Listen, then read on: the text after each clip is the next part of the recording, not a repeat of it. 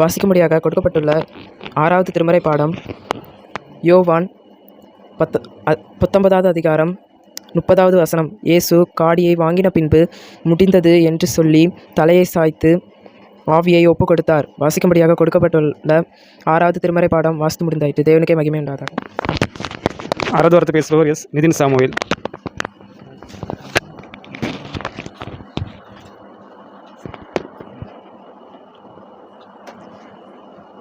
சரி, ஆண்டவரும் ரட்சகருமாகிய இயேசு கிறிஸ்து நாமத்தினாலே உங்களை அவரை வாழ்த்து வரவேற்றுக் கொள்கிறேன். ஆண்டவராகிய இயேசு கிறிஸ்து கல்வாரி சிலுவையிலே தொங்கிக் கொண்டிருக்கும்போது ரெண்டு பக்கமும் கல்லர்கள் இருக்கிறாங்க. தலையில் முள்முடி சூட்டப்பட்டவராக, உடல் முழுவதும் மாற்றில் அடிக்கப்பட்டவராக தொங்கிக் கொண்டிருக்கிறார். இந்த வேலையிலும் அவரை சுற்றி மக்கள் அவர் சிலுவையில் தொங்கிக் கொண்டிருக்கும்போது என்ன சொல்லுவார், கடைசி அவர் பேச போகிற வார்த்தைகளை கேட்பதற்கு அவளோடு காத்து கொண்டிருக்கிறாங்க. அவர் பேசின 7 வார்த்தைகள் அவர் பேசுகிறவங்க எல்லாருக்கும் தெரியும். முதல் 5 வார்த்தைகள் நம்ம எல்லோரும் கேட்டோம். 6வதாக அவர் என்ன பேசுகிறாரு? முடிந்தது இந்த வார்த்தை அவர் பேசுகிறார். பொதுவாக முடிந்ததுன்னு நம்ம சொல்லும்போது, நம்ம ஒரு எக்ஸாம் எழுதியிருக்கோம் இல்லைங்களா, 12th எக்ஸாமில் 10th எக்ஸாம் பப்ளிக் எக்ஸாம் எழுதுகிறோம். ஒரு வருஷம் படிக்கிறோம். படித்து அந்த ஒரு எக்ஸாம் முடிஞ்சால் ஒரு எக்ஸாம் முடிஞ்சிட்டு இன்னும் அடுத்த எக்ஸாம் கடைசி எக்ஸாம் முடிஞ்சோம் நமக்கு என்ன ஒரு சந்தோஷம் வரும். அப்படிதானே ஒரு ஆண்டவர் அவர் முடிந்ததுன்னு சொல்லும்போது நமக்கு ஒரு வேளை அது ஒரு நம்ம நினைக்கலாம் அது ஒரு தோல்வியின் குரலாக அவர் சொல்லியிருப்பார் அப்படின்னு நினைக்கலாம். ஆனால் அந்த வார்த்தையை நீங்கள் பார்த்தீங்கன்னா அது ஒரு வெற்றியின் குரலாகவே நம்ம பார்க்குறோம்.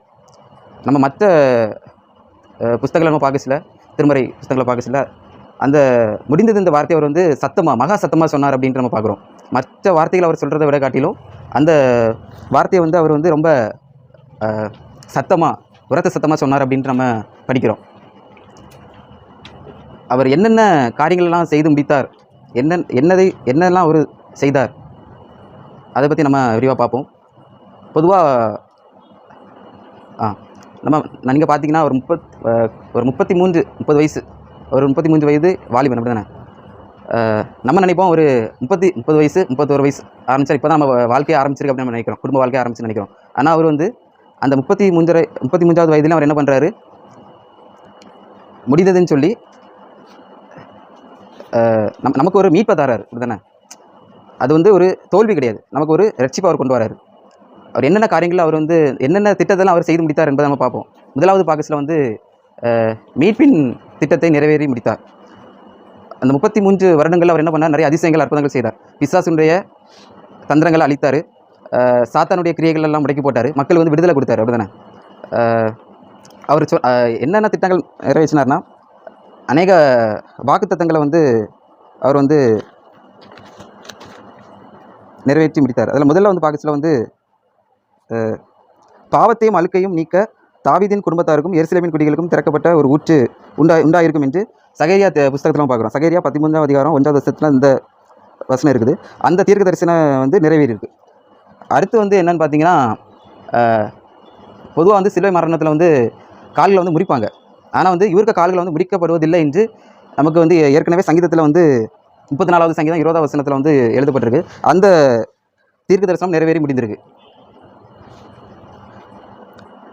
அடுத்து பார்த்தீங்கன்னா, இயேசுனுடைய ஊழியத்தை செய்து முடித்தார். அவரை அனுப்புனது யார்? பிதா தான் அவரை அனுப்புனது, அப்படி தானே. எதுக்காக அனுப்புனார்? மக்களுக்கு விடுதலை கொடுக்க, மக்களுடைய பாவங்களை மன்னிப்ப அவரை அனுப்புனார். ஆனால் அவர் என்ன பண்ணார், பிதாவுடைய சித்தத்தை எல்லாத்தையும் செய்து முடித்தார். முதல்ல அவர் என்ன சொன்னார்னா, பிதாட்ட சொல்கிறார், பூமியிலே நான் உம்மை மகிமைப்படுத்தினேன், நான் செய்யும்படி நீர் எனக்கு நியமித்த கிரியைகளை செய்து முடித்தேன் என்று யோவான் 14:4 சொல்கிறார். மனிதனை ரட்சிக்க, பாடுகளை சகிக்க இயேசு வந்தார். நம்மளும் என்ன பண்ணோம்,